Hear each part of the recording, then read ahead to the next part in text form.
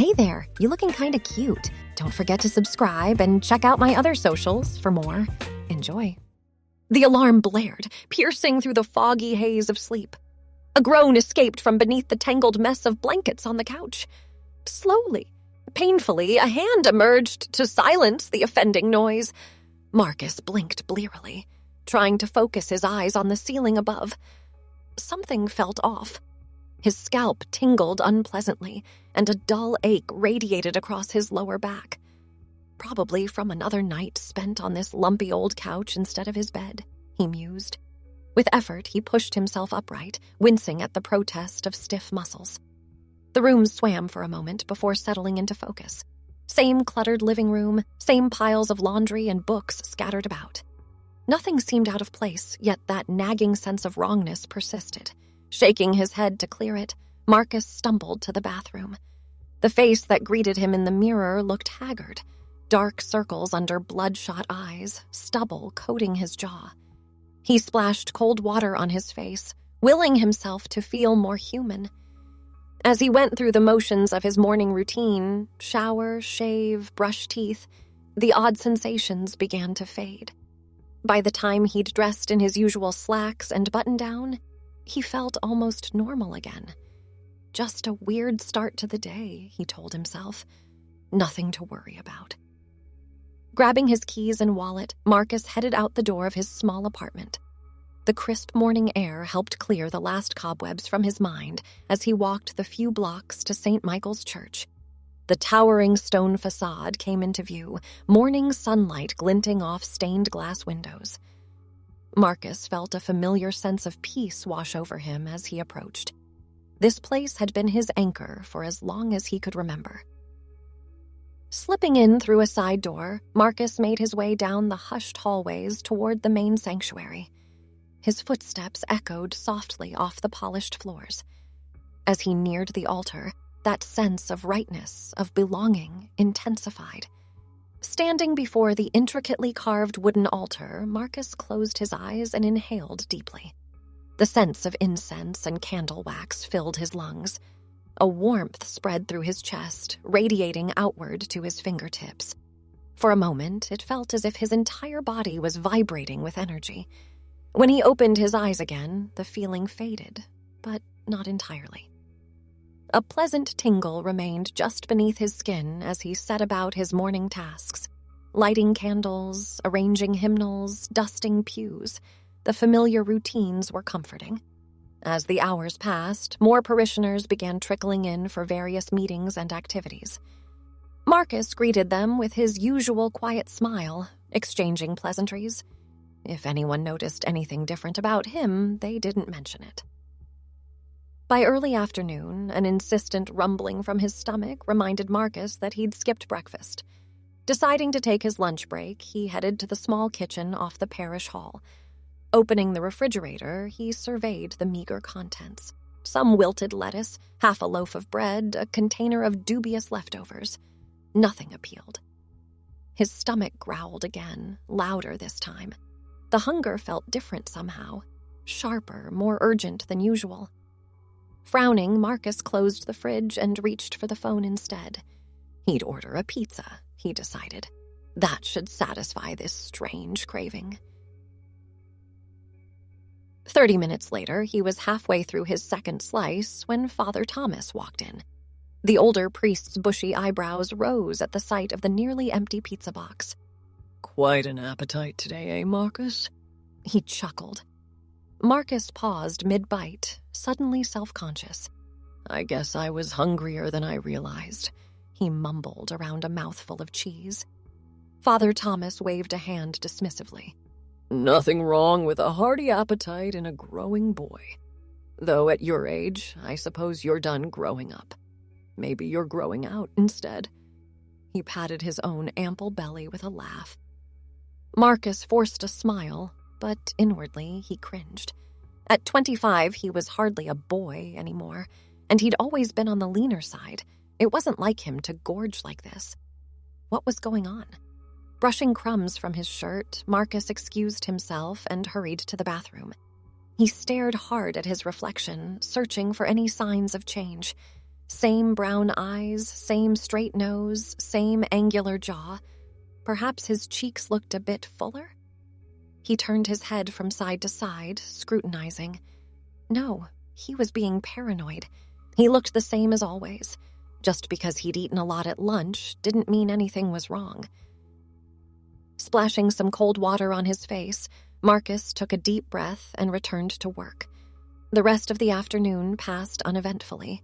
As closing time approached, Marcus began his usual rounds, locking doors, turning off lights, making sure everything was in order for the next day. In the quiet solitude of the empty church, that earlier feeling of rightness returned.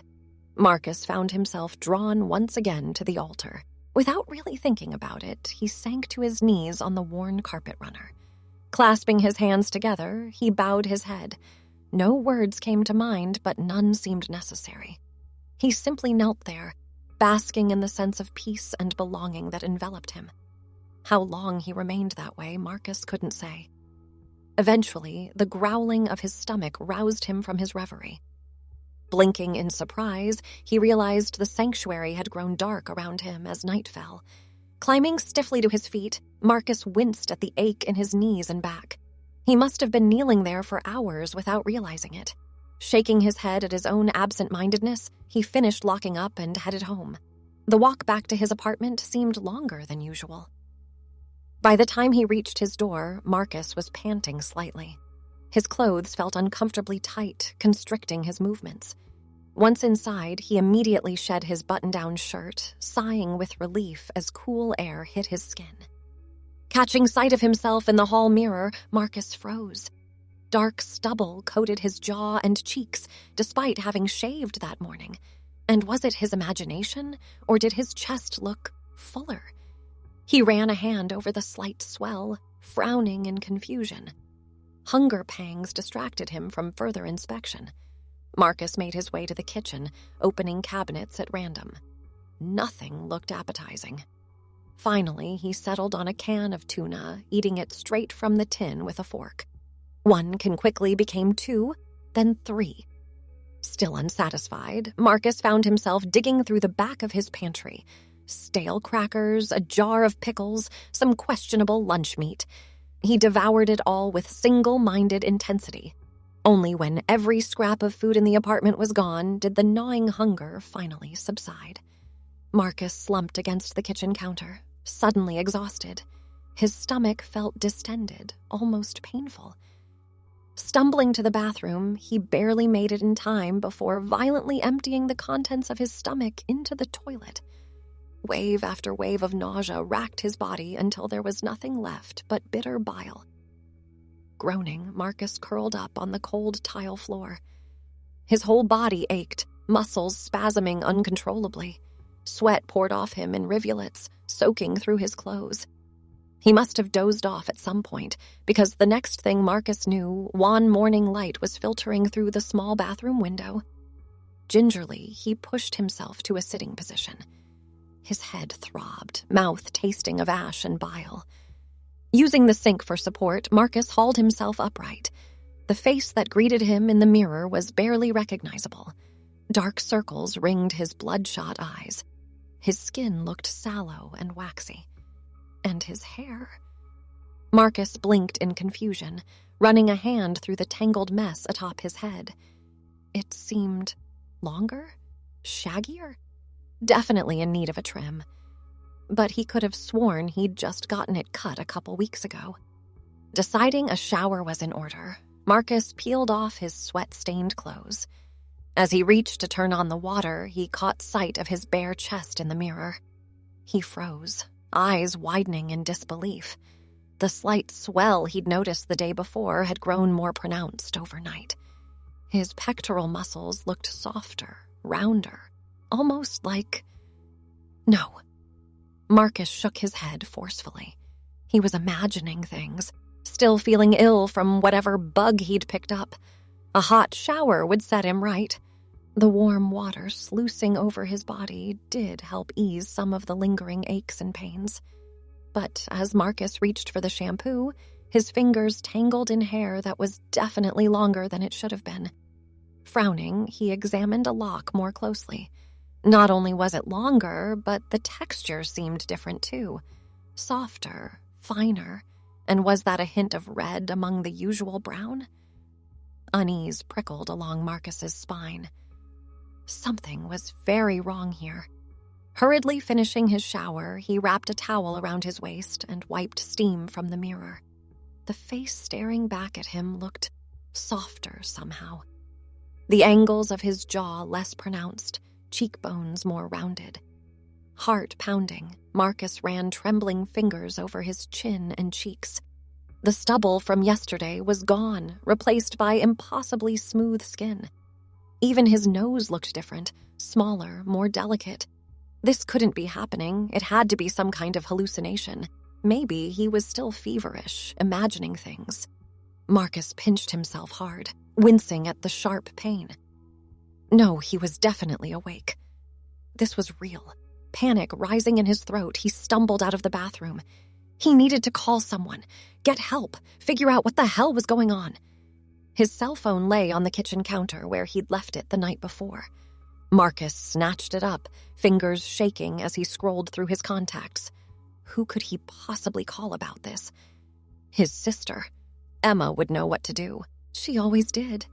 The phone rang once, twice, 3 times before Emma's sleepy voice answered. Marcus, what's wrong? It's not even 7 a.m. I need your help, Marcus choked out. His voice sounded odd to his own ears, higher pitched than normal. Something's happening to me. I don't understand. Whoa, slow down, Emma said, sounding more alert now. What do you mean something's happening? Are you sick? Marcus laughed, a hysterical edge to the sound. I don't know. Maybe I look different. My body, my face, it's changing. There was a pause on the other end of the line. When Emma spoke again, her tone was gentle, cautious. Okay, just try to stay calm. I'm coming over, all right? Don't do anything. Just wait for me. Hurry, Marcus whispered. Please. The next 20 minutes felt like an eternity. Marcus paced his small apartment, alternating between examining his reflection in every mirror and trying to convince himself he was imagining things. But with each passing moment, the changes seemed more pronounced. His hair now brushed his shoulders in soft waves. The swell of his chest was unmistakable beneath the towel still wrapped around him. Even his hips seemed wider, waist more defined. A knock at the door made him jump. Marcus! It's me! Open up! Clutching the towel tightly around himself, Marcus hesitated. What would Emma think when she saw him like this? Would she even recognize him? Another, more insistent knock. Come on, let me in. Whatever's going on, we'll figure it out together.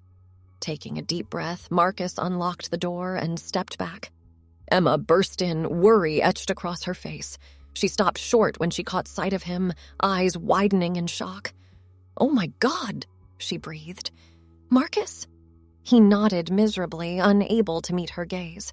I don't know what's happening to me, Emma approached slowly, as if afraid he might bolt. Gently, she tilted his chin up, studying his face intently. How long has this been going on? I started feeling weird yesterday morning, Marcus said. But most of this happened overnight. I woke up like this. Emma's brow furrowed as she took in the changes. The softer jaw, fuller lips, more delicate features. Her gaze traveled lower, lingering on the obvious swell beneath the towel. Have you been to a doctor? She asked. Taken any new medications? Marcus shook his head. No, nothing like that. I've barely left the church in weeks, just going between there and home. Emma chewed her lip thoughtfully. Okay, first things first. We need to get you checked out medically. This kind of rapid change isn't normal. There has to be some explanation.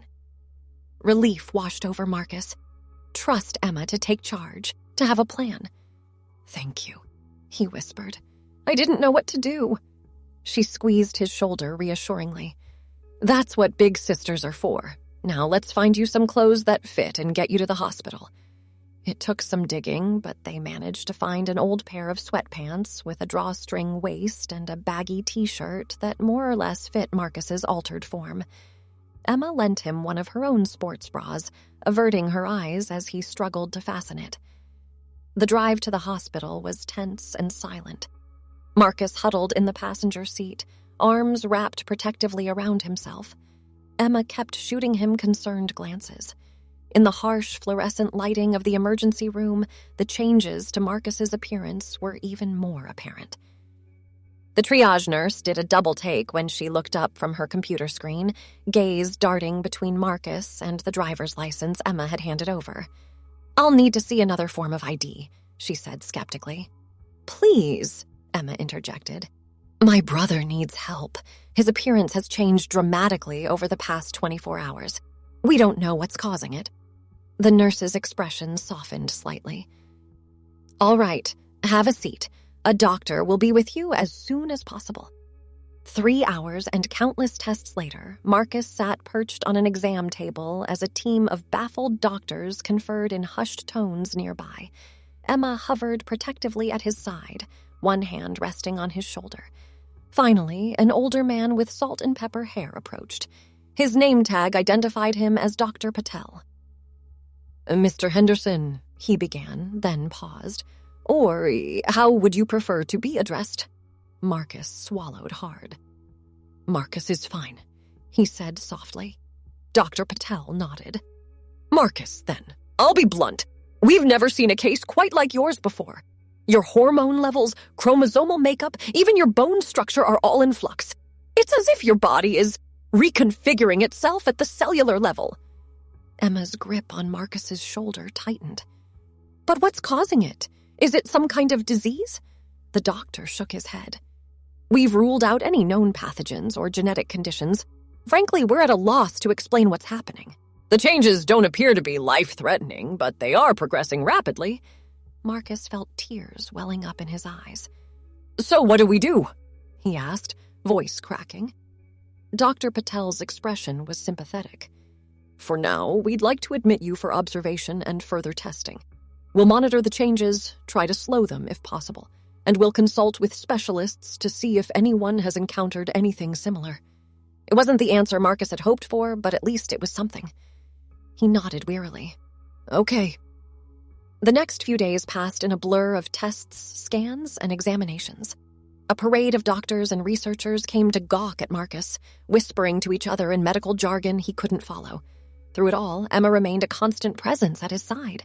She fielded phone calls from their worried parents, made excuses to Marcus's employers at the church, and advocated fiercely when she felt the medical staff were being insensitive. But despite their best efforts, no one seemed able to halt the inexorable changes overtaking Marcus's body. Each day brought new developments: softer skin, more pronounced curves, facial features growing ever more delicate and feminine. By the end of the first week, there was no denying the obvious. Marcus was turning into a woman.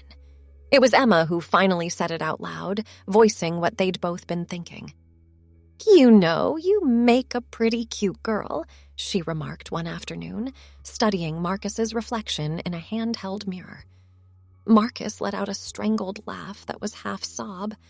"That's not exactly comforting, Em." She squeezed his hand. "I know. I'm sorry. I don't know what else to say. This whole situation is so surreal." Surreal was an understatement. Marcus still struggled to reconcile the stranger in the mirror with his sense of self. The soft curves, the cascade of reddish-brown hair, the delicate features. None of it felt like him. And yet, as the days wore on, he found himself growing accustomed to his new form. The constant aches and pains of the transformation began to subside. His movements became more natural, less awkward. 2 weeks after his admission to the hospital, Dr. Patel called a meeting with Marcus and Emma. His expression was grave as he delivered the news they'd been dreading. "I'm afraid we've exhausted all our treatment options," he said gently. "The changes appear to have stabilized, but we've been unable to reverse them. For all intents and purposes, you are now biologically female." Marcus closed his eyes, letting the words wash over him. He'd known this was coming, but hearing it stated so bluntly still felt like a punch to the gut. "So what happens now?" Emma asked, ever practical. Dr. Patel spread his hands. That's up to Marcus. Physically, you're in good health. There's no medical reason to keep you here any longer. We can provide resources for counseling, hormone therapy if you choose to transition back. But ultimately, how you proceed from here is your decision. Marcus nodded numbly. Can I have some time to think about it? Of course, the doctor said. Take all the time you need. We'll begin the discharge process whenever you're ready. Left alone with Emma, Marcus struggled to process everything he'd just heard. His entire life had been turned upside down in a matter of weeks. How was he supposed to move forward from here? Thanks for watching. Check out Patreon if you want to have early access to the other parts. If not, it will be online in a couple of days.